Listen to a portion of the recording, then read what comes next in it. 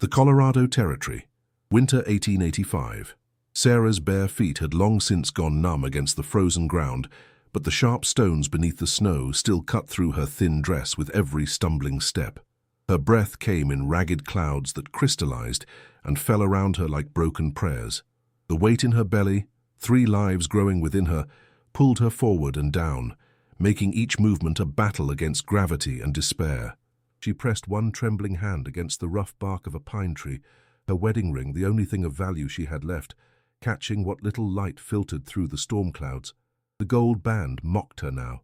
Thomas had slipped it on her finger just 8 months ago, promising her a home, a future, children they would raise together. Instead, he had brought her to this god-forsaken mining camp in the Rockies, taken what little money she had brought from her family back east, and disappeared 3 days ago with a saloon girl and a stolen horse. "Please," she whispered to the howling wind, her voice barely audible over the storm that had been raging since dawn. "Please, not my babies." The contractions had started that morning. Not the birth kind, she prayed, but the warning kind that came when a body was pushed beyond its limits. Each wave of pain reminded her that she was carrying 3 souls who depended on her survival, 3 hearts beating beneath her own ribs. The town doctor had told her just last week that triplets were rare, dangerous, especially out here, where the nearest real hospital was 200 miles through mountain passes that were already closing for winter. Sarah stumbled again, catching herself against another tree. The storm was getting worse, the wind driving ice crystals like needles against her face. Her dark hair, once carefully pinned in the style proper ladies wore, now hung in frozen tangles around her shoulders. The dress, her Sunday best, the only decent thing she owned, was soaked through and offered no protection against the mountain cold that seemed to seep into her very bones. She had been walking since sunrise, following what she thought was the path back to town, but the snow had covered all the familiar landmarks. Everything looked the same now, endless white punctuated by the dark spears of pine trees that stretched up toward a sky the color of old pewter. Somewhere behind her lay the abandoned cabin, where Thomas had left her with nothing but empty promises and emptier cupboards. Somewhere ahead, she hoped, lay Prospect Creek, the mining town where at least she might find shelter, even if it meant begging. But as the afternoon light began to fade, Sarah realized with growing horror that she was no longer on any path at all. She was lost, truly lost, in wilderness that could kill a healthy man, let alone a woman 8 months pregnant with triplets. She sank down against the base of a massive pine, its branches creating a small shelter from the driving snow. Her hands moved instinctively to her belly, feeling the movements of her children, still strong, still fighting. "I'm sorry," she whispered to them. "I'm so sorry I brought you into this." The tears that came froze on her cheeks before they could fall. She closed her eyes, trying to conserve what little warmth remained in her body, trying to think. But the cold was making her drowsy, and she knew that sleep in this weather meant death for all 4 of them. That's when she heard it. The sound of heavy footsteps crunching through snow, accompanied by low voices speaking in clipped, careful tones. Sarah's eyes snapped open, hope and fear warring in her chest. In this territory, strangers could mean salvation, or something far worse for a woman alone and defenseless. "Tracks, but they're filling fast with this storm," came a deep voice, rough with the accent of men who spent more time talking to mountains than to people. "Woman's tracks," said another voice, younger but just as weathered. "Small feet, no shoes. Christ Almighty, who walks barefoot in this?" "Someone who ain't got a choice," replied a third voice, older and gravelly, carrying the weight of authority. "Spread out, but stay within calling distance. If she's out here much longer." Sarah tried to call out, but her voice emerged as barely more than a whisper. She forced herself to her feet, leaning heavily against the tree trunk, and tried again. "Here." The word came out stronger this time, carried on the mountain air. "I'm here." The footsteps stopped, then quickened, coming toward her through the storm. Through the swirling snow, she saw them emerging like apparitions from another world. 3 men bundled in heavy coats and furs, their faces barely visible beneath wide-brimmed hats and thick beards white with frost. They were tall, broad-shouldered, moving with the easy confidence of men who belonged in this harsh landscape. The oldest stopped a few feet away, his pale blue eyes taking in her condition with a single swift glance. "Jesus Christ," he breathed, then immediately stepped forward, already unwrapping the heavy wool coat from his shoulders. "Ma'am, how long you been out here?" "Since morning," Sarah managed, her teeth chattering so hard she could barely form the words. "I was trying to get to town, but I—" "Don't matter now," said the younger man, producing a thick blanket from his pack. "We need to get you warm, and we need to do it fast." The third man, tall and silent with dark hair showing beneath his hat, was already gathering dead branches and clearing a space for a fire with quick, efficient movements. None of them asked questions about why she was out here alone, why she had no coat, no shoes, no supplies. They simply acted, moving with the kind of coordinated purpose that spoke of men who had worked together through countless emergencies. The older man, their leader clearly, wrapped his coat around her shoulders with gentle hands that contradicted his weathered appearance. "Name's Jacob," he said simply. "These are my boys, Daniel and Marcus. We're going to take care of you, ma'am, but I need to know, are you hurt? Bleeding?" Sarah shook her head, then thought better of it. I'm pregnant," she whispered. 8 months. The doctor said, he said triplets." The 3 men exchanged glances over her head, and she saw something pass between them. Not surprise exactly, but a deepening of their concern. Jacob nodded once, decisive. "Daniel, get that fire going fast as you can. Marcus, clear the horses and set up the emergency shelter. We're not moving her until morning, not in her condition and not in this storm." "But the town," Sarah protested weakly. "I need to get to— Town's 20 miles through passes that'll be snowed shut by morning," Jacob said, his voice kind but firm. "You try to make that journey tonight. You'll die. Your babies'll die. That what you want?" Sarah shook her head, tears coming again. She had no choices left, no options but to trust these strangers who had appeared out of the storm like guardian angels. If angels could be 6 feet tall, armed with hunting rifles, and smelling of wood smoke and mountain air. "Then you're with us tonight," Jacob said, settling down beside her as Daniel's fire began to catch and grow. "And tomorrow, we'll figure out what comes next." The fire crackled and hissed as snowflakes landed in its flames, sending up tiny puffs of steam that mixed with the wood smoke, rising into the storm-dark sky. Sarah huddled closer to the warmth, Jacob's heavy coat still wrapped around her shoulders, while Marcus worked with quiet efficiency to set up a lean-to shelter using pine boughs and a canvas top. Daniel, the youngest of the 3 men, knelt beside the fire tending a small pot of coffee that smelled like heaven to Sarah's frozen senses. He couldn't be more than 25, she thought, with kind brown eyes that kept darting toward her with concern. When he caught her looking, he offered a shy smile.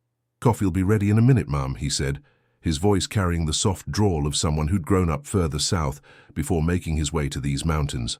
"Got some dried meat and hardtack, too, if you can manage to eat something." Sarah's stomach cramped with hunger at the mention of food, reminding her that she hadn't eaten since yesterday morning. Yes, please.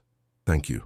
Her voice was still hoarse from the cold, but feeling was returning to her fingers and toes, with painful prickles that somehow felt wonderful. Jacob had been checking their horses, sturdy mountain ponies built for this kind of weather, but now he returned to the fire and settled down across from her. Up close, with his hat removed, she could see he was perhaps 40, with silver threading through his dark beard and lines around his eyes that spoke of years squinting into mountain sun and snow. There was something solid about him, dependable like the mountains themselves. "Ma'am," he said carefully, "I don't mean to pry, but we need to know what we're dealing with here. You got family in Prospect Creek? Somewhere safe we can take you come morning?" Sarah's hand moved instinctively to her belly, where one of the babies was shifting restlessly, the question she'd been dreading. "No," she said quietly. "No family. My husband, he left 3 days ago, took what money we had and—" She couldn't finish the sentence, couldn't voice the complete betrayal of it. The 3 men exchanged looks again, and Sarah saw something harden in Jacob's expression. Daniel muttered something under his breath that sounded like a curse. Even Marcus, who hadn't spoken a word since they'd found her, paused in his work and shook his head. "What's your name, ma'am?" Jacob asked gently. "Sarah. Sarah Coleman." She almost choked on her married name, wondering if she had any right to it anymore. "Well, Sarah Coleman," Jacob said, "I want you to know that you're safe with us. Whatever brought you out here, whatever happened with your husband, that's behind you now. We don't abandon folks in need, especially not women carrying children." Daniel poured coffee into a tin cup and handed it to her, the metal warm against her palms. "Jakob speaks truth," he said. "We got our own cabin about 10 miles north of here. Real cabin, not like this shelter. Got supplies, medicine, everything you might need until—" He gestured vaguely toward her belly. "Until the babies come," Sarah finished, the reality of it hitting her again. "The doctor in town said it could be any time now. Triplets don't usually go full term, and with everything that's happened—" She felt the familiar tightness in her chest, the fear that had been her constant companion for weeks. Marcus finally spoke up from where he was securing the last corner of their shelter. His voice was deeper than the others, rougher, as if he wasn't used to using it often. "My mother had 5 children, helped deliver more babies than I can count in the settlement where I grew up." He met her eyes briefly. "I know what to watch for." The simple statement, delivered without fanfare, sent a wave of relief through Sarah that was almost overwhelming. These men weren't just offering her temporary shelter from the storm. They were offering to see her through the most dangerous time of her life. "Why?" she whispered, the question escaping before she could stop it. "Why would you help me? You don't know me. You don't owe me anything." Jakob leaned forward, his pale eyes serious. "My wife died giving birth to our son 15 years ago," he said quietly. "Both of them gone because I couldn't get her to a doctor in time, couldn't do enough to save them." He stared into the fire for a long moment. "Been living with that ever since. Maybe helping you won't bring them back, but it might mean something." Daniel nodded, wrapping his hands around his own cup of coffee. "My sister got herself in trouble with a married man back in Kansas. Family threw her out, left her to manage on her own. Found her 3 months later." He shook his head. "Nobody should have to face something like this alone." Sarah felt tears burning her eyes again, but this time they weren't from despair. "I don't know how to repay you." "Don't need repaying," Marcus said simply, settling down beside the fire with his own coffee. "Just need you to stay alive and healthy. That's payment enough."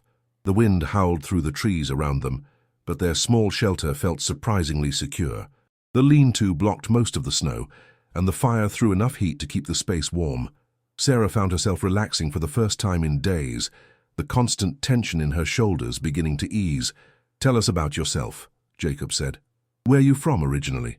"Boston," Sarah replied, surprised by how foreign that seemed now. "My father was a banker.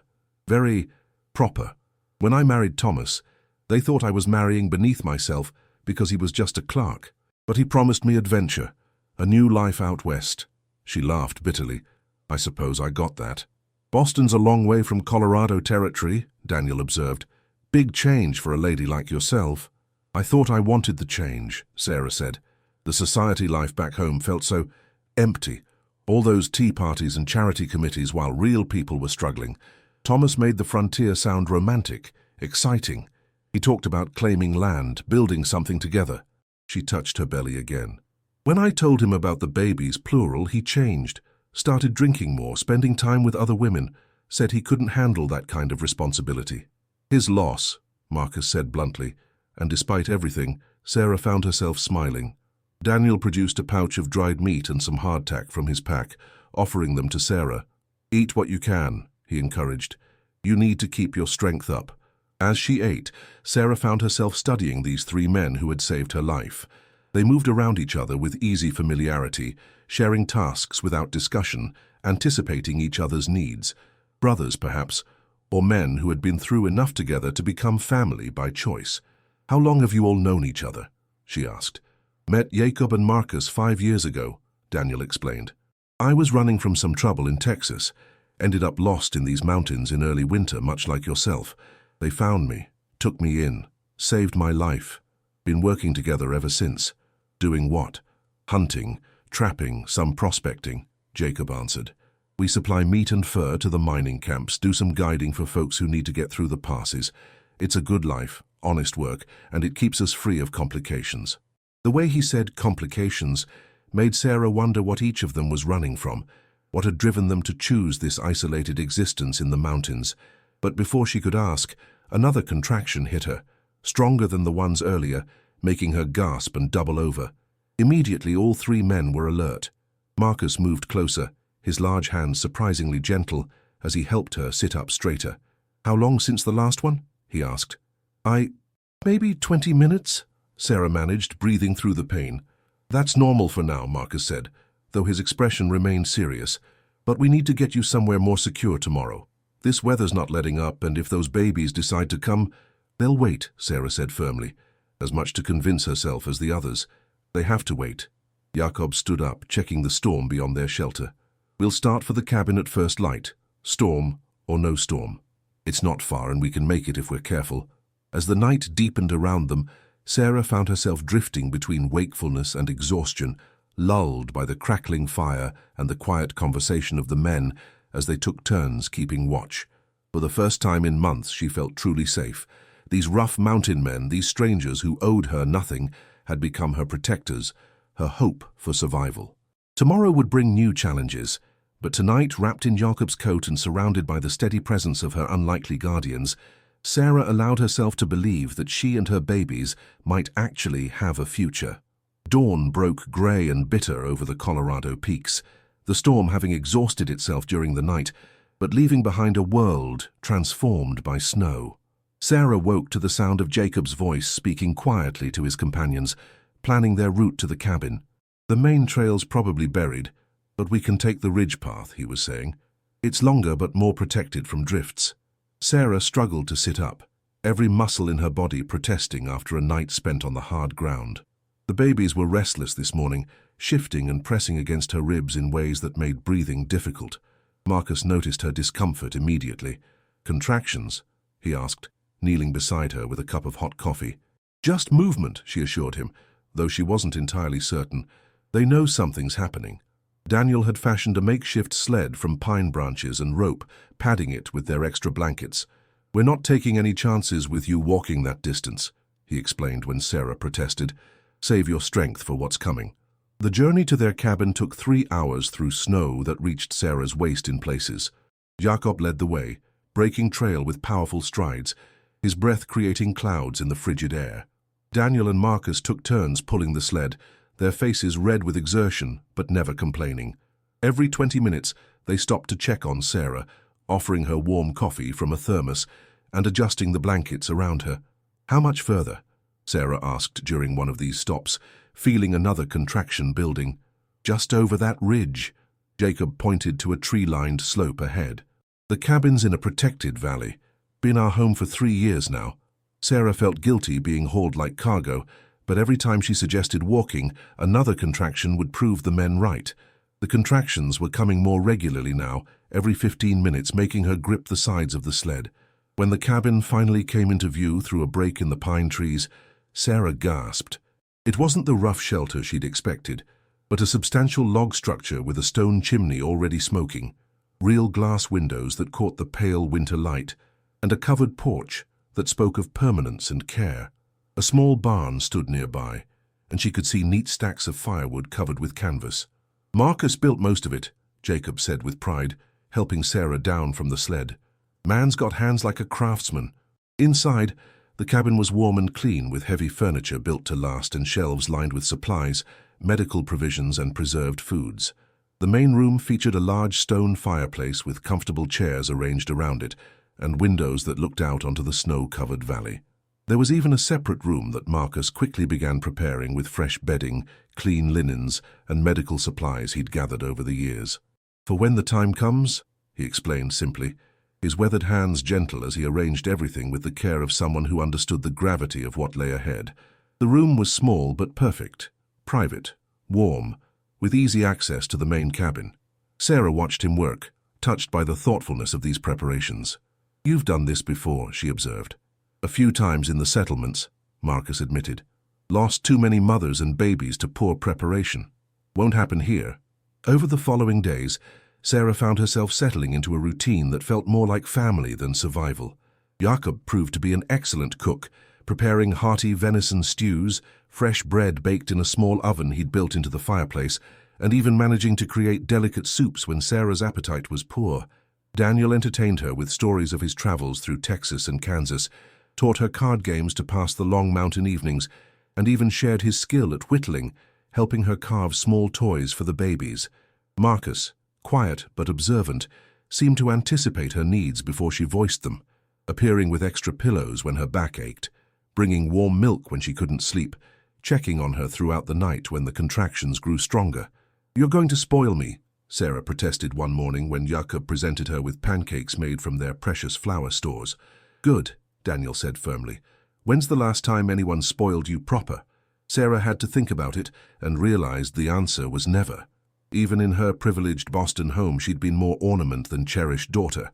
You men don't seem like the type to live together without killing each other, Sarah observed one evening as they sat around the fire. Jakob chuckled. We each have our own space when we need it.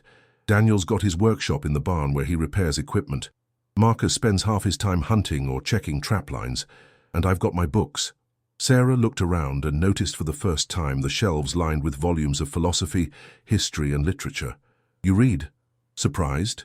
Jakob's eyes twinkled. Just because a man chooses the wilderness doesn't mean he abandons civilization entirely. As her due date approached, Sarah felt herself changing in ways that had nothing to do with her pregnancy. The fear that had consumed her for months began to fade, replaced by something she'd never expected to feel again. Hope. What will you do? She asked Marcus one afternoon, as he checked her pulse and felt the baby's positions. After they're born, I mean. You can't keep a woman and 3 infants in your mountain cabin forever. Marcus was quiet for so long, she thought he wouldn't answer. Finally, he said, Depends on what you want to do. Town's no place for a woman alone with babies, not safe, not practical. Are you saying I should stay? I'm saying you have choices now, he replied. Whatever you decide, you won't be alone in it. That night, as Sarah lay in the comfortable bed they'd made for her, complete with a feather mattress Jacob had somehow acquired and pillows stuffed with the softest down, she listened to the wind in the pines and the quiet sounds of the men preparing for another day. Marcus was checking their medical supplies one more time. Daniel was banking the fire to last through the night. Jakob was reading by lamplight, his deep voice occasionally murmuring passages aloud. She realized something profound had happened. These 3 strangers had given her more than shelter. They'd given her back her sense of worth, her belief in human kindness, and the understanding that family wasn't always born of blood. A strong contraction gripped her suddenly, different from the others, deeper, more purposeful. Sarah gripped the bedsheets, breathing carefully as Marcus had taught her. When it passed, she knew with certainty that her time was drawing near. Outside, snow began falling again, heavy flakes that would cover the mountain passes for weeks. But Sarah no longer feared the cold, the isolation, or the uncertain future. Whatever came next, she knew she was exactly where she needed to be, surrounded by men who had become her chosen family, ready to bring 3 new lives into a world that suddenly seemed full of hope again. The labor began in earnest just before dawn, waking Sarah with contractions that stole her breath and made her grip the wooden bed frame until her knuckles went white. Marcus appeared at her door within minutes, as if he'd been listening for this moment. It's time, she gasped between contractions, and he nodded calmly. Jakob! Daniel! Marcus called, his voice steady but urgent. Within moments, all 3 men were moving with practiced efficiency. They'd clearly planned for this, discussed every detail during the weeks of waiting. Jakob stoked the fire high, filling the room with warmth and light. Daniel boiled water and arranged the clean linens they'd prepared. Marcus washed his hands thoroughly, his movements deliberate and confident. How far apart? He asked Sarah, checking his pocket watch. 5 minutes, maybe less, she managed, breathing through another wave of pain. Good. That's good, Marcus said, his calm voice anchoring her fear. Everything's happening just as it should. The next few hours passed in a blur of pain, exhaustion, and the steady presence of her 3 guardians. Jakob held her hand during the worst contractions, his rough palm somehow comforting. Daniel kept fresh water coming and made sure the fire never dimmed. Marcus monitored the baby's progress with gentle, experienced hands. First one's coming, Marcus announced as the morning sun climbed higher over the snow-covered peaks. I can see the head. Sarah, on the next contraction, I need you to push. Sarah bore down with every ounce of strength she had left, and suddenly a baby's cry pierced the mountain air. Strong, indignant, alive. Marcus held up a tiny, perfect little girl, red-faced and screaming her displeasure at being born into such a cold world. She's beautiful, Jakob breathed, tears in his pale eyes as he looked at the baby, the first child he'd seen born since losing his own so many years ago. 1 down, 2 to go, Marcus said, wrapping the baby girl in warm blankets and placing her in Daniel's arms while he prepared for the next arrival. The second baby, another girl, arrived 20 minutes later with equal vigor, as if she'd been impatient to join her sister.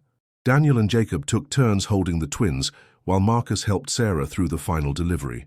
The third baby, a boy, took his time, arriving nearly an hour after his sisters, with the calm demeanor that would mark his personality. He didn't cry immediately, and Sarah's heart stopped until Marcus cleared his airways, and the baby finally announced himself with a wail that echoed off the cabin walls. 3 healthy babies, Marcus declared, exhaustion and joy mixing in his voice. 2 girls and a boy, all breathing strong, all perfect. Sarah collapsed back against the pillows, overwhelmed by relief, exhaustion, and a love so fierce it nearly stopped her heart. Her 3 children, alive, healthy, safe in this mountain sanctuary. "What will you name them?" Daniel asked softly, cradling one of the girls. Sarah looked at each of her babies, then at the 3 men who had saved not just her life, but the lives of her children.